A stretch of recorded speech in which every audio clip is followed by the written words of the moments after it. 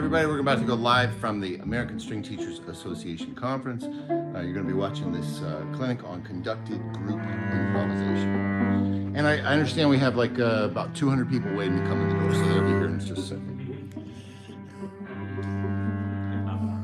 If not more, yeah. Let's see here.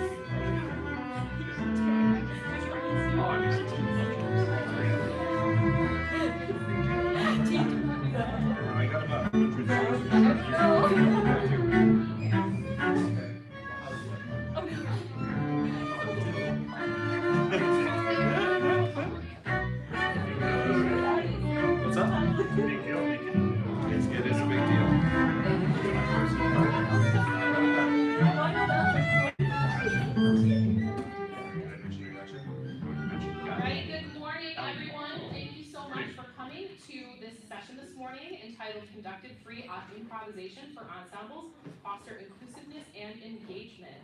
I just want to take a moment to read you a little bit about our amazing presenter this morning.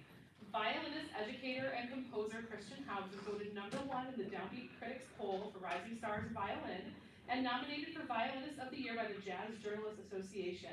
He received the Residency Partner Award through Chamber Music America, earned a U.S. Artist Grant through the Mid-Atlantic Arts Foundation, and was invited by the U.S. State Department to teach and perform as a cultural ambassador twice in the Ukraine and Montenegro.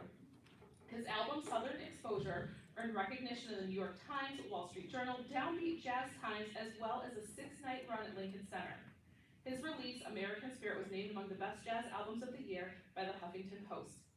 House is the founder of Creative Strings, a 501c3 nonprofit organization with a mission to expand music education through creation of online curriculum, online and in-person workshops, and hundreds of visits to schools teaching improvisation, contemporary styles, and related subjects. I'll be passing around an email sign-up list during the session to get more information about that.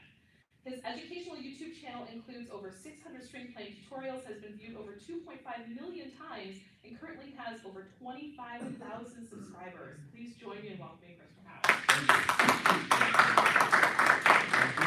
And thank you to everybody on YouTube who's watching right now. If anybody else here has an instrument, you're invited to come and sit in one of these chairs and participate. Yeah, Josh. Yeah.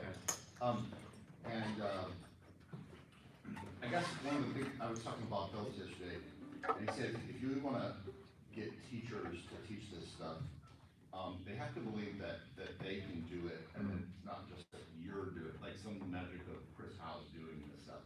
And so I took that to heart, and so I really want to make sure that I make that point, that the goal of this is to show you that you can do these things.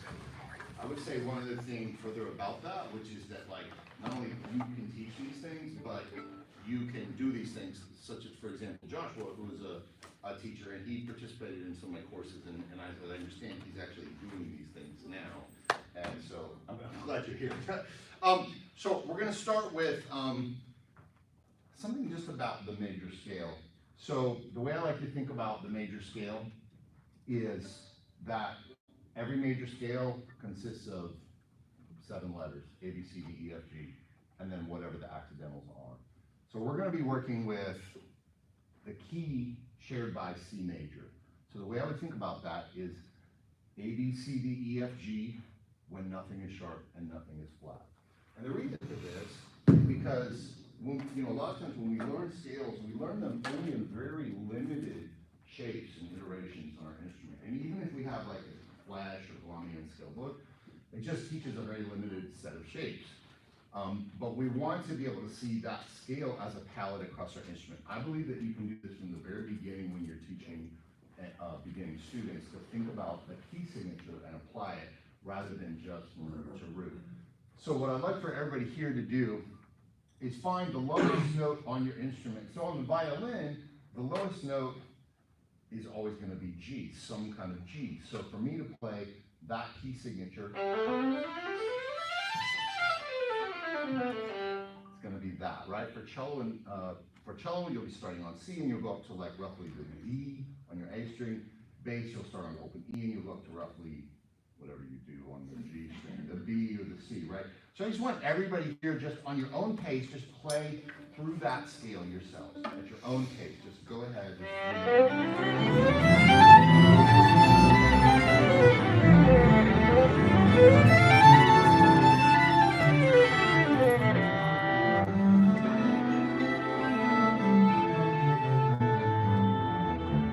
That's great. That's great. And so with this play along now, I'm just going to ask you to literally, this is going to be called a free note.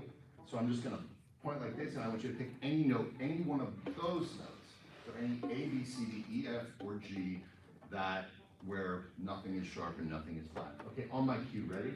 2, ready, play, hold.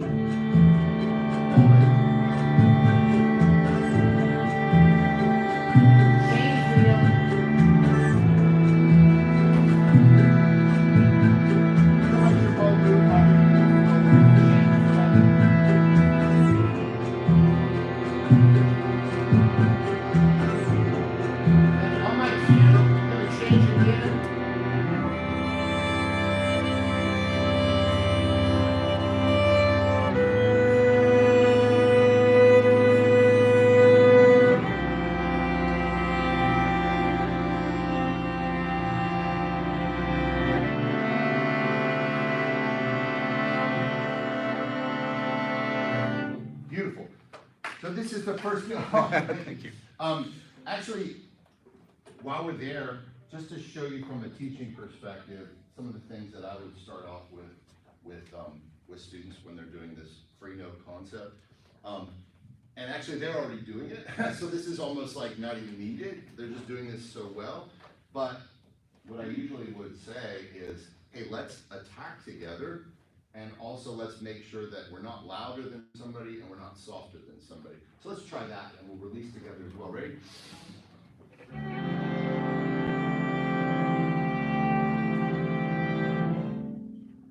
Let's try that again. Different note.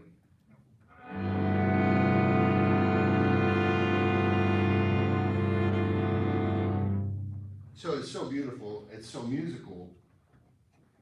Why is it musical? Because they're playing in unity. Everybody's balanced, everybody's playing together, and the harmony doesn't matter. The harmony is just one part of what makes it musical, let alone this teamwork that we're already feeling from this unit of players here, this connection, and this sense that everyone here is seen and heard, and an equal value contributing member of this. It's beautiful.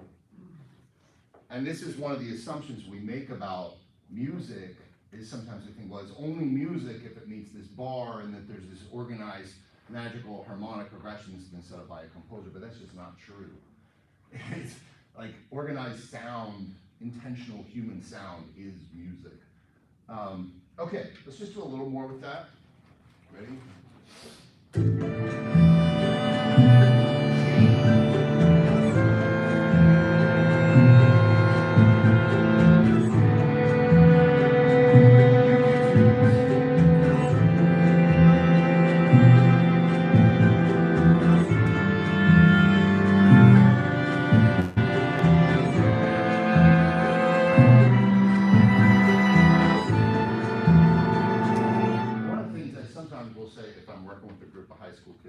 middle school kids, which these are college students.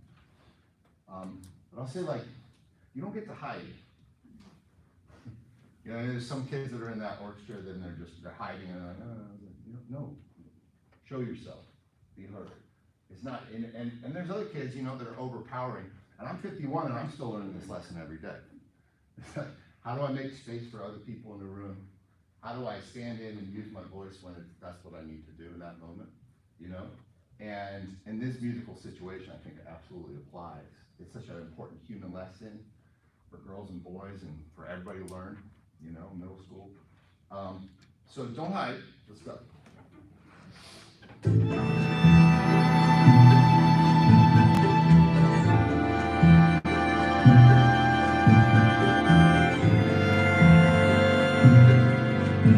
One little technical note about that. Let's just, everybody, I'm going to give you a free note, and I want you to hold it as long as you need to, or I'm just going to have you hold that note, but what I want you to practice, and I should have done this first, I want you to practice moving the bow, but keeping the sustained note, because that's something that a lot of us feel uncomfortable with, me included, okay?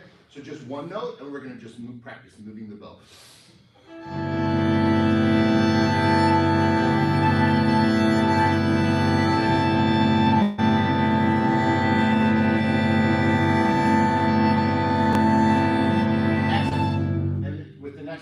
Another note, same thing. I want you to notice, are you overpowering? I want you to notice, are you hiding? I don't want you to hold back from being heard, and I don't want you to overpower. Same thing, a note.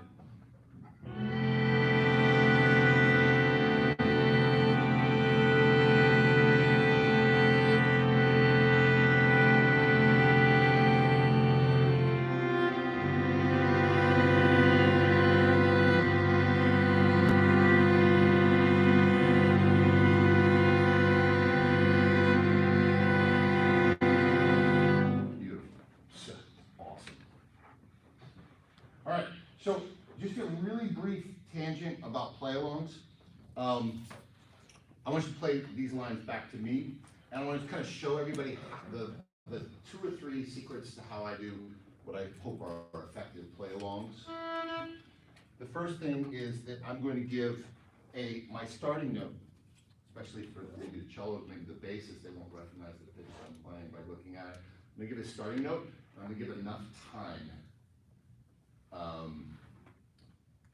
Yeah, so I'm starting on the note E, and I want you to play after me on my cue.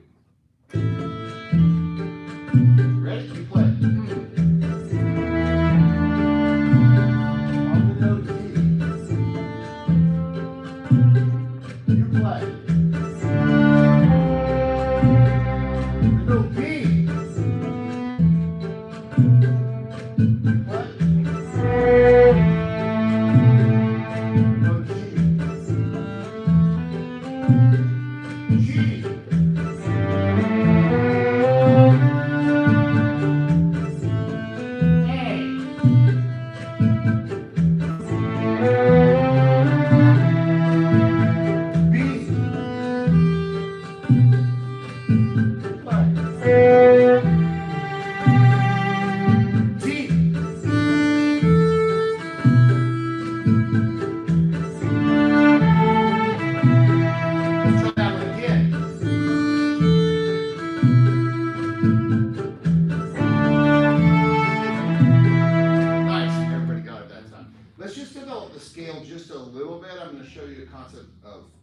Just simple scale sequences, and this is a test question that many of you may have had on the ACT, the SAT. Basically looks like this. Complete the sequence. 1, 2, 3, 2, 3, 4, 3, 4, 5, 4, 5, 6. Right. That's the vibe, right? So we're gonna do the same thing with the scale. So play after me. It'll be short.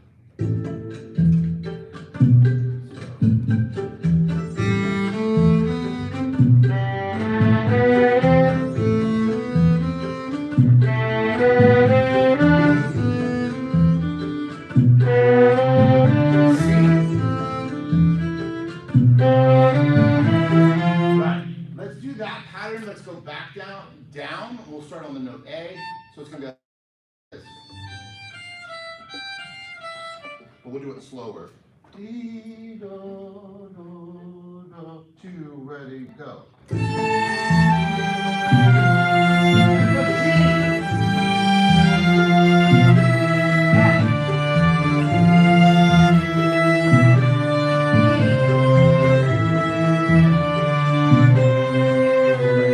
Great. So you can do sequences with your scales. It almost doesn't even matter what the sequence is. It can be simple. This is a great way to practice scales. You should always practice them in extended range. That's where you start on the lowest note of your instrument that's in the scale, because then we develop this this comfort with the palate. Because eventually we can apply this in a lot of different ways. Like I could do those sequences in thirds, fourths, sixths, sevenths. I can do it with seconds. And you do a triple stop, so this is the 7th and the 5th. This is the 6th and the 6th, etc., etc. Now eventually we want to get away from just playing sequences and we want to play random. So I'm going to show you about random playing right now. We're kind of actually doing random playing. Let's just do random playing slow like we were doing before. So it's going to be like note, note, note, ready, go. Note.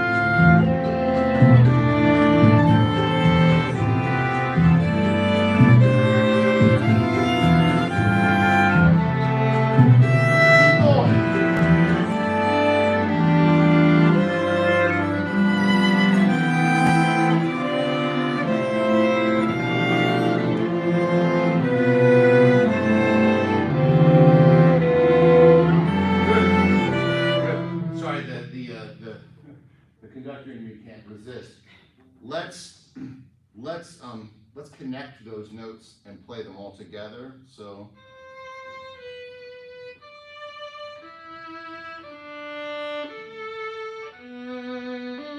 we need to make our bow do the thing that we hear as if it were sung, right? Again, 1, 2, ready, go.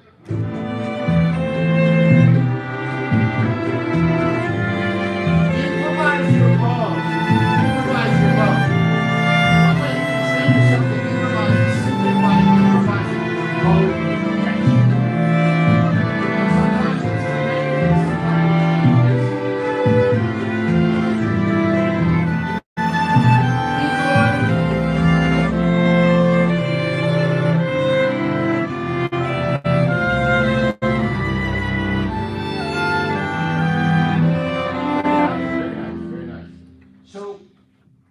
I'll give you a little secret about how I practice playing random at faster tempos. Because I think part of what we find in the universe is we find repetition, we find sequence, but part of what we find is also surprise and randomness. So I practice playing random. And the way I do it, like if I have a 16, like let's say 16 notes strung together, I see it as actually 4 cells of 4. And all I have to think about is each of the shapes of each of those 4. So one cell could look like this, da, da, da, da. The next cell, I just know I need to not repeat that 4-note shape. So the next one might be da, da, da, da. The next one might be ba, ba, bo, ba. The next one might be ba, bo, da, da. So a line like that could sound like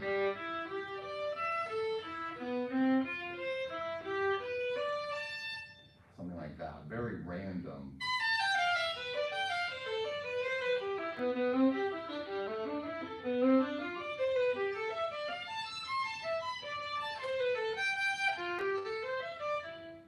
And that comes across like a very random line. It's like you're surprised by what it is. This is a beautiful way to approach improvisation. In this case, what are the parameters? What's the structure that's guiding my improvisation? It's very clear in my mind. I'm playing notes from A, B, C, D, E, F, G when nothing's sharp, nothing's flat, and I'm trying to play roughly random, and I have a specific tempo. Let's try that. So now this time, you can continue to play quarter notes, da, da, da, da, or you can play faster notes sometimes. I'm going to demonstrate, actually. So, and then I'll let you jump in with me. So we're still in that same key, but quarters. But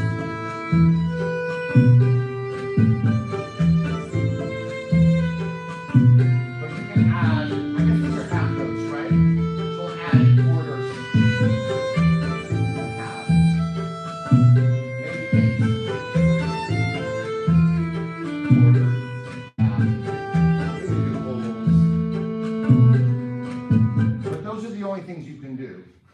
You can play a half note, a quarter note, an eighth note, or and a whole if you want. Yeah, those are the only things you're allowed to do. Ready? 2, ready, go.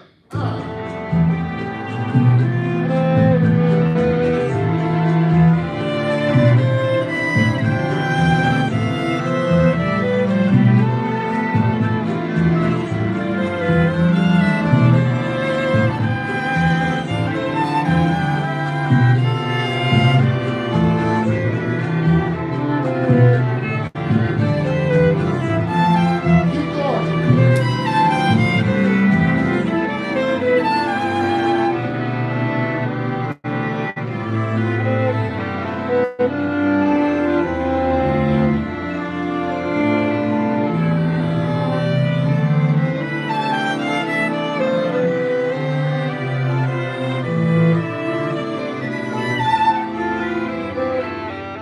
Beautiful. Well done. I love it.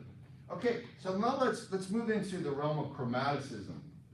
So instead of working with the scale, and some of the reason I wanted to just show you these things with the play-alongs, and I have hundreds of play-alongs on my YouTube channel. Just look for Christian Howes on the YouTube app. Subscribe. I put out new ones every week. They're for all levels, lots of styles. But also, I really want to encourage you to make play-alongs for your kids as well. If you check out some of mine, then you can do it. I believe that a lot of the teachers in this room, and I see at this conference, like, I believe that your kids want to hear you play. I believe that your kids want to see you as human. Like, I'll be the first one in this room to tell you, like, I haven't finished working as a musician. Music is infinite. Like, I come to music every day humble. I come to the violin every day just ridiculously humble. Like, you know, how hard it is and how much there is to accomplish. I hope that by modeling that vulnerable, you know, reality about who I am to my students, that they see that it's okay, that it's not about mastering music. We don't master music. My point is, I want to see more teachers lean into that vulnerability and be real for your students. I know that part of being a teacher is having the answer for the students and being a rock and being strong and not showing weakness and stuff like that. But it's like, I feel like if you engage in this type of discovery, even if you feel like you're coming from zero with your students, I just feel like it would be really powerful for you as well. Because let's just face it, we're all insecure about something. For me, I used to identify as a performer. And when I started to become a teacher 20 years ago, I actually got really insecure about it. I realized, like, hey, I don't have one of these jobs that these guys have. All the schools I visit around the country, and I would feel like, well, maybe I'm an imposter. Like, none of these teachers, like, I didn't take a certification, like, I didn't get a music ed degree. So my journey in stepping into this is like recognizing, like, well, I don't have training as a teacher, but I can learn, and I still have something to offer. I feel like a lot of teachers feel that thing around playing, around performing. You might feel it about improvisation. You don't have to be perfect. You just have to be you. It's like, I don't have to be a perfect teacher. I don't have to go on to UNT for music ed. I can still have something to offer. You have something to offer as a player, as an improviser, even if you've never improvised. So let's go into the realm of chromaticism now. So this is going to be a free note. It's going to be any free note, like literally any note. A flat, C sharp, D natural, but we're going to do everything we did before, which is start together, balance, release together. Here we go, just a free note.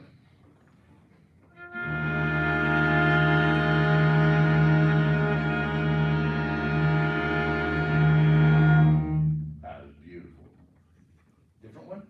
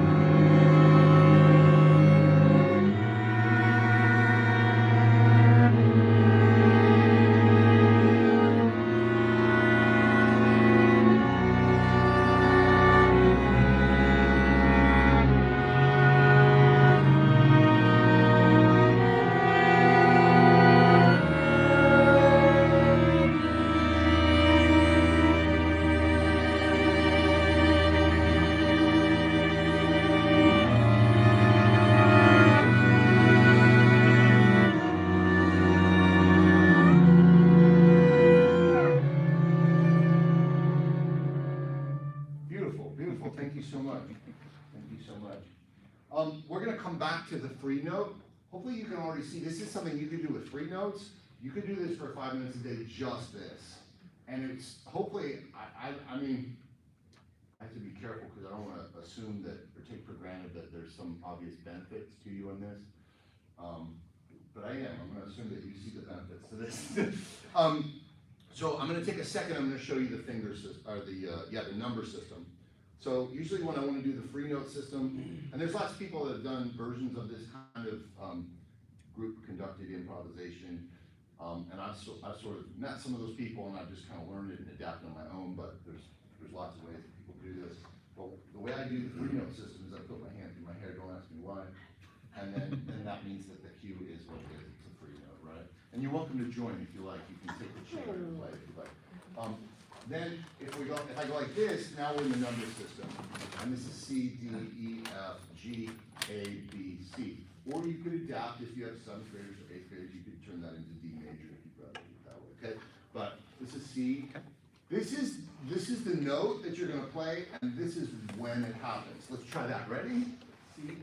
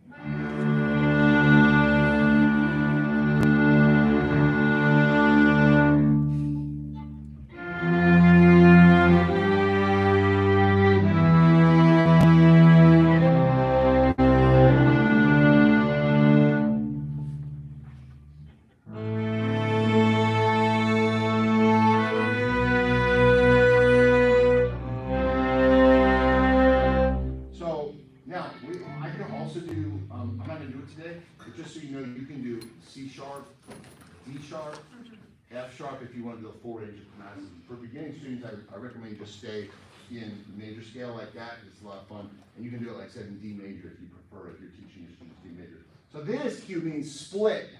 We're splitting the group like this now. Okay, now there's 2 ensembles. All right, ready?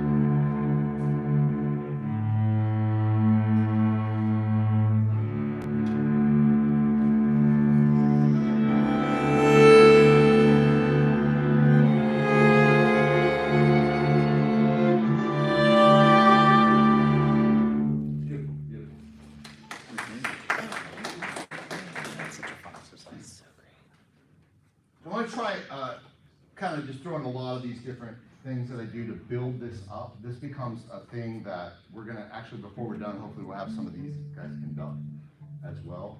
There's like so many elements of this that you could build into a normal practice. And one of the things hopefully you're noticing is you really don't need to have any knowledge of harmony. You don't need to know a specific style to do this, and it's very creative, right? Hopefully you can see that this is not level specific per se. But what I want to do is something called free association. When I go to schools and I work with programs, like I'll work with your students, and this is one of the things that I'll have them do. I do a lot of different things with the students, and we kind of build it out, you know, over a couple hours.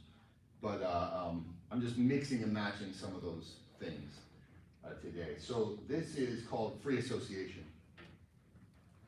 So in the free, in fact, everybody can participate in this. I'm going to say a word, and I want everybody to say the first thing that comes to your mind. And the first thing that comes to your mind is the correct answer. It's the only correct answer, okay? So here we go. The first word, so I'll say the word, and then you're going to say the first word that comes to your mind. Everybody in the room, okay? Are you ready? Here's the first word. Florida. Hot.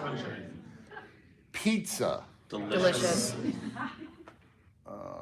Fridays. My favorite. Glasses. Music.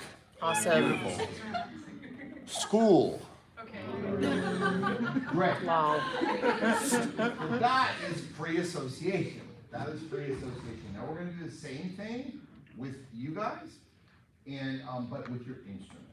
So I want you to play the first thing that comes to your mind. The first thing that comes to your mind is the correct answer. Okay? And so you can hold it for a while. Okay, you play for a while. Are you ready? So I'm going to give you the first word. The first word is angry.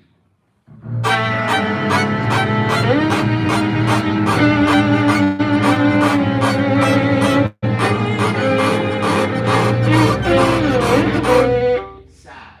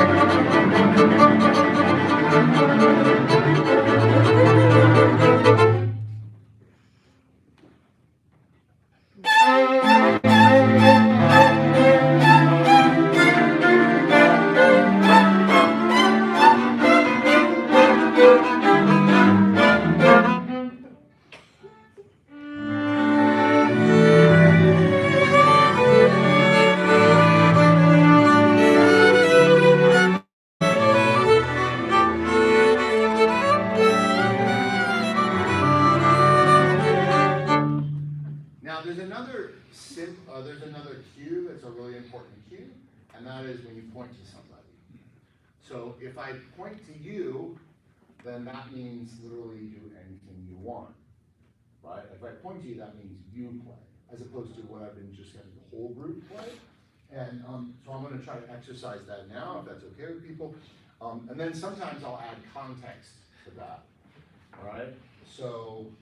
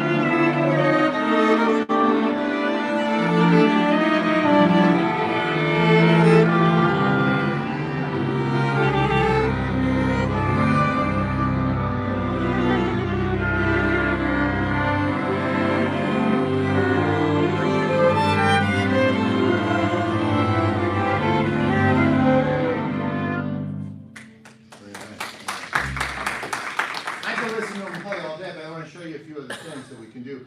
So, how are we doing on time, by the way? Oh, you're gonna give me 10, right? Yeah. Yeah. So this is called the sentence game. Can I get a volunteer? Anybody that would like to play the sentence game with me? Great. Okay.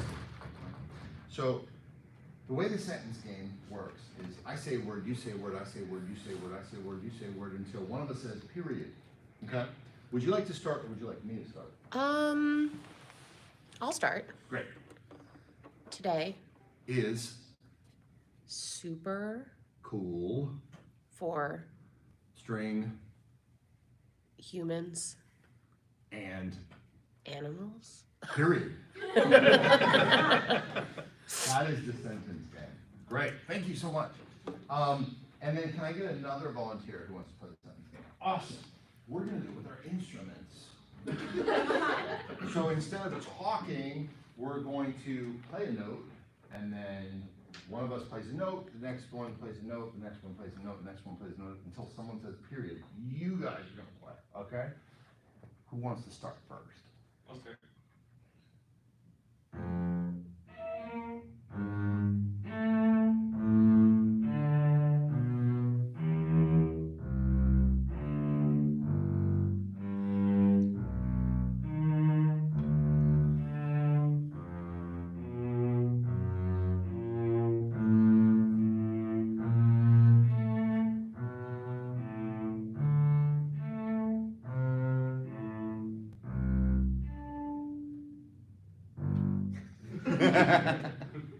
Until someone says the word period. Okay, period. Yay! Okay, awesome.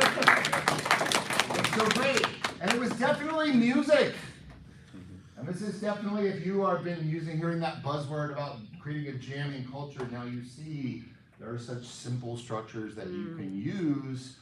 And just a small detour just to explain it.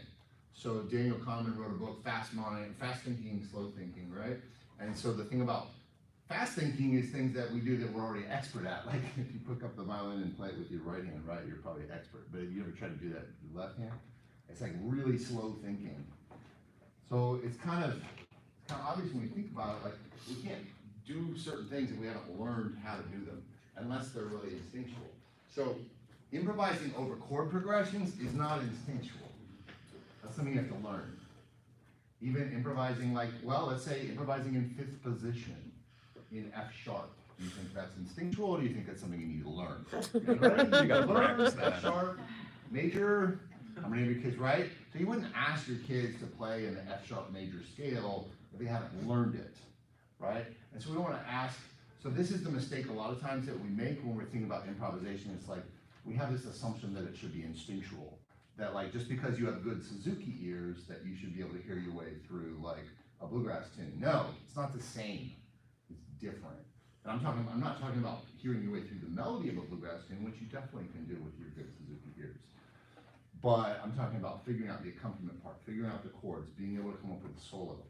It's an assumption you're making that first of all that you should that some people just have the ability to do that. And that if you can't do it, it's just, okay, I just can't do it. It's not what it is. You have to learn those things. So guitar players and piano players and bass players, they put all their focus and energy into learning the chord progression of a song a lot of the time. I'm talking about when they learn like electric bass in Rock Band. I'm talking about guitar players when they learn guitar in Rock Band. A classical guitar player actually would have exactly the same set of skills and deficits that we all usually face, right? So those are things that you have to learn, but what I just gave them right here was stuff that they already understood. They already know how to play a note on the instrument. And that's why it's successful for them to jam. So the key is when you want to create a jamming culture, you have to give structures and rules that conform to things that your students already understand. Don't try to mix new information that they need to learn with creativity. The learning mind and the creating mind are different things. If you want to learn how to, like the chords to a bluegrass tune, then learn the chords to a bluegrass tune, and then very slowly start to introduce improvisation.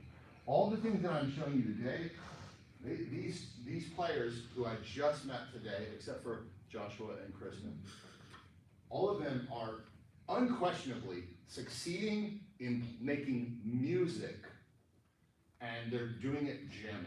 Every note they've played pretty much since the first 5 minutes, that excluded, has been totally improvised.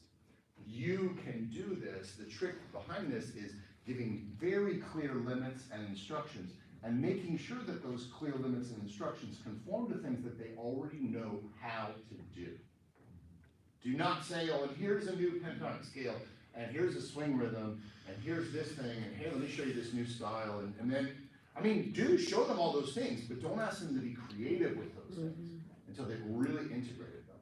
And what I want you to do as the teachers is to use these structures, like what I just showed you with the sentence game, like you be a part of that game. So anyway, the next stage of the sentence game would be, okay, can I get 2 more volunteers? And I will choose you if you don't choose yourself. Great, yes, okay, awesome. And so for these 2 volunteers in the sentence game, my next question is going to be, how would you like to suggest that we change the rules of the sentence game? Maybe instead of just singular notes, like small little musical phrases. I love that. Okay, are you guys good with that? Okay, go ahead.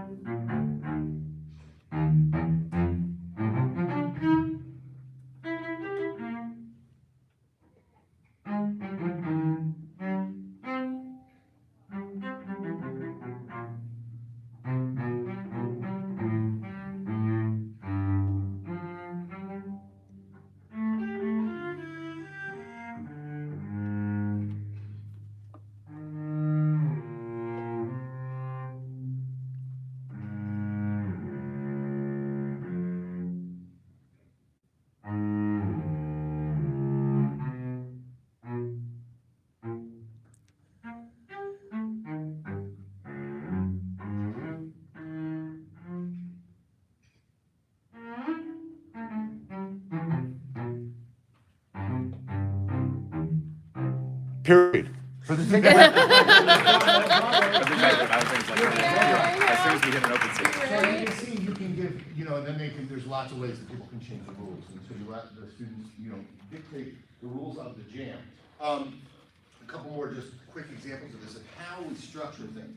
And by the way, the things on the card, I'll just, because I want to explain the backdrop of it. And if you sign up on my email list, I will send you more information and stuff like that. Like, give you a link to a lot of these structures in a document if you want them.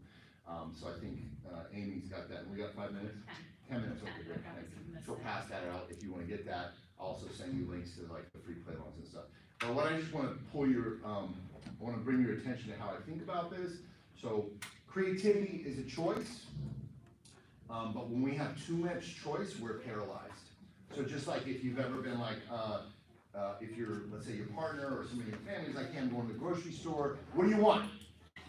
And you're like, right, you're stuck. It's too much to choose from, right? But as soon as I say, do you need any hygiene? Do you need produce? Do you need something to drink? Do you want treats? What kind of meat do you want this week? As soon as I give you those categories, it's really easy to choose, isn't it? Right? And so that's the same thing that I'm doing with this. I just want to kind of explain to you, like, the backdrop of it. So when we're creating, we're choosing from what? Infinity. We're choosing from an infinite universe. So we can't choose anything because it's too big. So what I do is I break it down into categories, just like at the grocery store, like I just did. My categories happen to be emotions,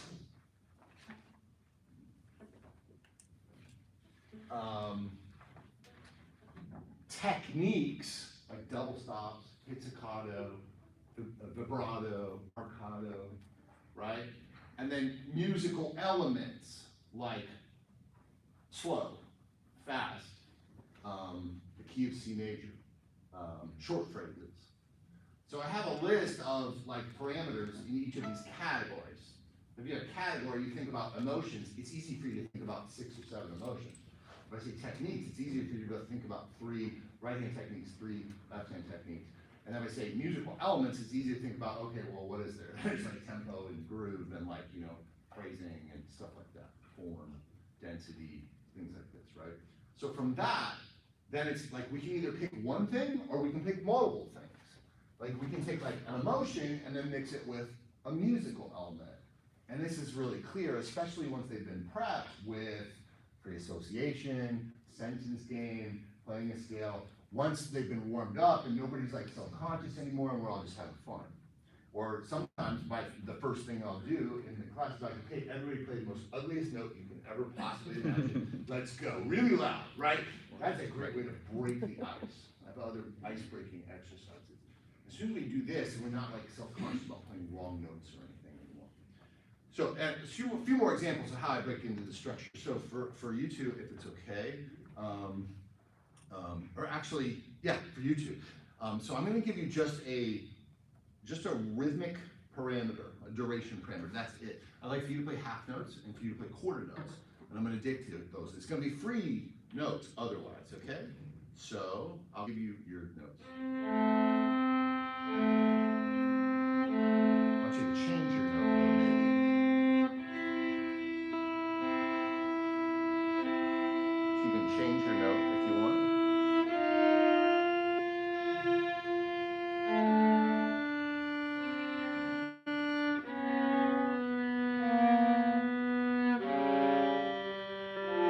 Beautiful.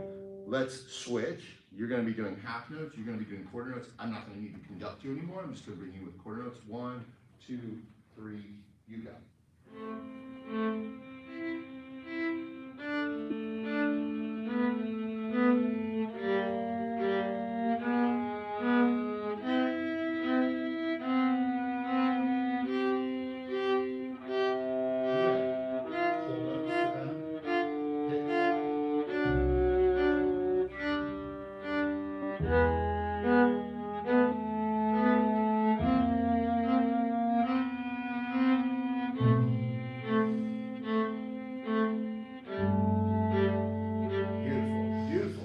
Beautiful. Thank you so much.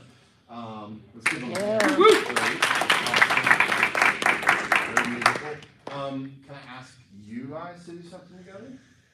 Okay. Let's just do free notes to start. Free note, just the 2 of you, okay? Balance, playing together.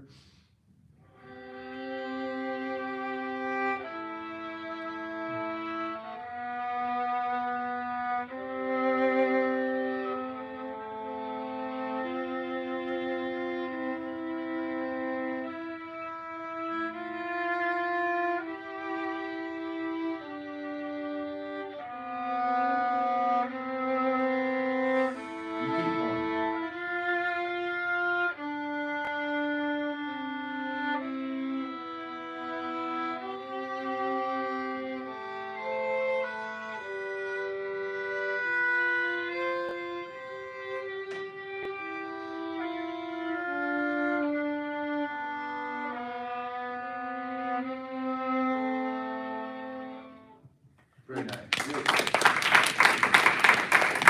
I'm going to show you one more concept, and then I'm going to end it because I've got 5 minutes. I want to give everybody a chance, rather, to ask questions. So remember we started with this tonal loop. The way I think about it, there's like maybe 3 or 4 different contexts that I explore in improvisation. So one is a context where we can use a scale.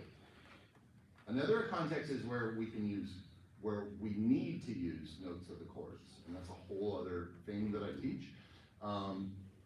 And then the third context is where it's non-tonal or chromatic or whatever. But within this scalar context that I opened the class out with, where we were like A, B, C, D, E, F, G, when nothing is sharper than flat, I'm going to show you the concept of using melodic rhythm. And the common thread throughout all of this is that when teachers try to teach improvisation, they don't give enough rules. I guess we could maybe call that scaffolding. The scaffolding is that you need to make less choice. If a student can make a choice has the option to make a choice between A and B, it's very easy for the student to make that choice. But if you come to the students, you're like, okay, improvise, okay, play something at the beginning. I mean, right now, I could do that with any of these students. You've heard them do it. We warmed up into that, right? But that's the mistake, is people, when you're teaching, you're not giving them that binary choice or like making it really specific. So this is another way to do that, and this is called this melodic rhythm. So it's the rhythm of the melody.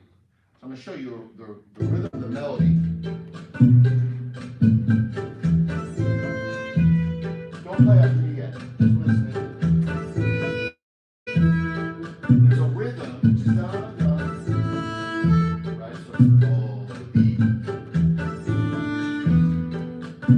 right? That's the rhythm of the melody. We can call it the melodic rhythm.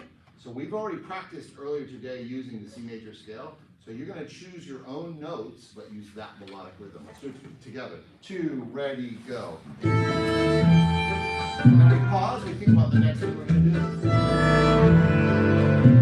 2, 3, 4.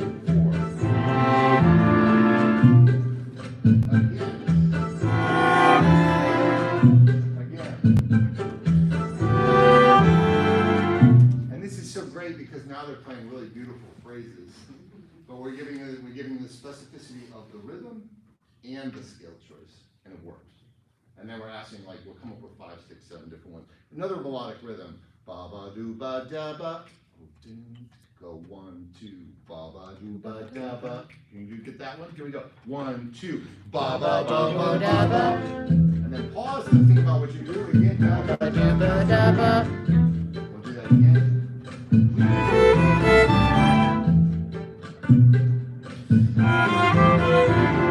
Beautiful. Let's give these students a round. Thank you very much.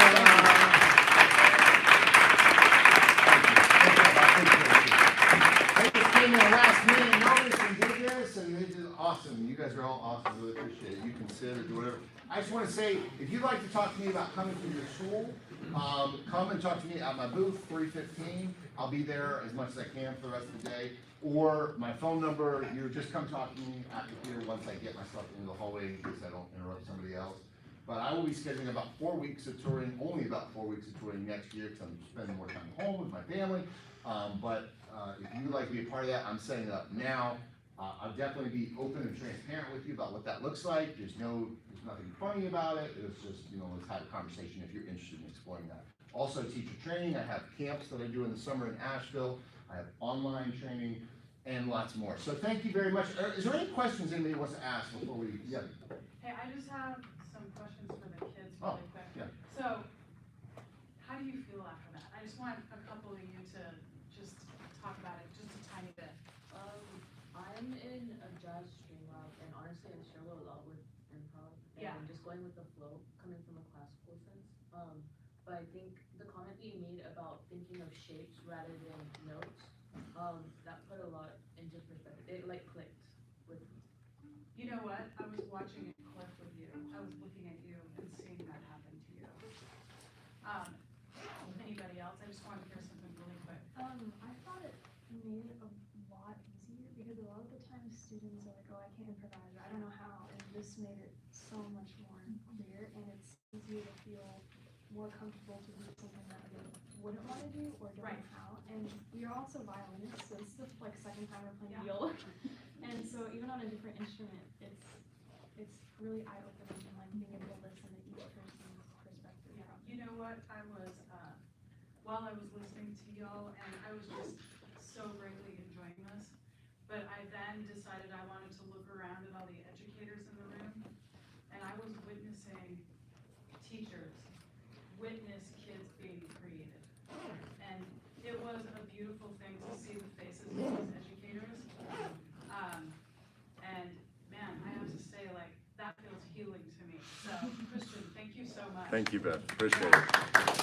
I guess if you have, is there any last minute questions anybody else wants to ask or comments you want to make? Or Chris? it can be from you guys too. Yeah. Yes, please, Throw a Joshua. comment in to add on to that too, which I think as a teacher who has implemented a lot of these things, I think sometimes we feel afraid about doing it wrong or making mistakes or anything like that. And I think it's really important for us to remember that our goals as teachers can align with these things. Yes. We just did like an hour of practice. So musical. So musical, and the technical applications, the musical applications are infinite. We practice legato, we practice marcato, you can apply it to finger patterns, that's one of your parameters, right? Just play a D major pattern, are the 4 notes that you can pick. So I really want to encourage teachers to not feel like you can't do it. Yes, you can, you absolutely can, and you just need to align this with what your benchmarks and your goals are, and it comes, and the kids love it. And it feels good for us too. Oh, Because it's- I'm like, yeah. feel very, if anybody had this on their bingo card, my heart is so full. Like when you get to sit down and Oh my like gosh. be creative spontaneously, And it feels really great. It seems like we did the same training with Chris, or that we've No, experienced. we just know each other We're just- from yeah. North Carolina. So it's just like one of these things, like we got to make music together, we're total strangers. Yeah. We're total strangers and we got to make music. Yeah. So it was really nice. Thank I you. came in late, but it was great to see it live. Yeah. Thanks, Mary Ann. Mhm. Yeah, thank you, Mary Ann. Beautiful. Well, if you have any other questions or comments or anyone wants to talk to me, I'm easy to find. Thank you so much, Amy Marr. Thank you to all the teachers for everything you do for the students. I'm humbled in your presence. I really appreciate what all of you all do, and you students as well. Thank you. All right, have a good one. Josh, by the way, I'm Kristen, it's really nice to meet you. it's very nice to meet you. You teach down in Nashville? I teach in Greensboro. Greensboro, okay. I teach at a. How are you? Thanks for coming. Good to see you. Oh, nice. I saw you, I was